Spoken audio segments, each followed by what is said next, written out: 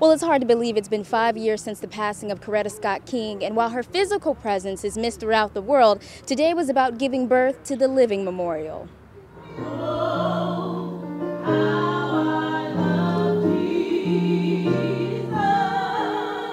Even under raindrops and overcast skies, the Coretta Scott King Memorial Garden radiated its beauty on the Sojourner Douglas College campus in Edgewater.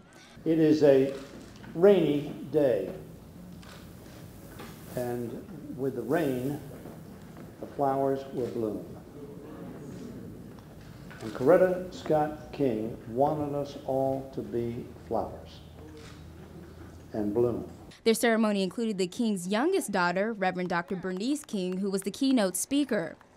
But the extraordinary thing about Coretta Scott King is that before she met Martin Luther King Jr., she was already on a mission to change the face of America. She grew up in an environment in rural Alabama that prepared her to be the courageous, the dedicated, the committed, the elegant, the brave woman that she was.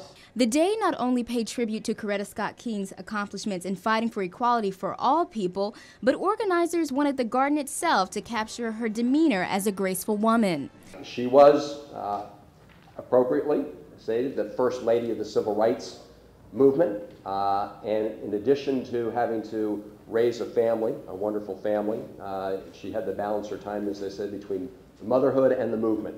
The theme of the garden is Embrace, exemplary of Mrs. King's acceptance of all people, and features red and pink flowers to represent her softness and her favorite colors. There is a beautiful flower out there.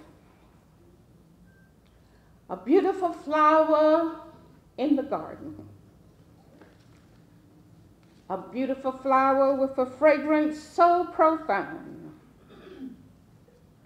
Yes, it's that beautiful flower, Coretta Scott King. And while the weather may not have been picture perfect, it was fitting, serving as a reminder that without the storms Coretta Scott King had to weather, this day would not have been possible. And today's ceremony comes one day after what would have been Coretta Scott King's 84th birthday. In Edgewater, Natalie Wilson, CTV News.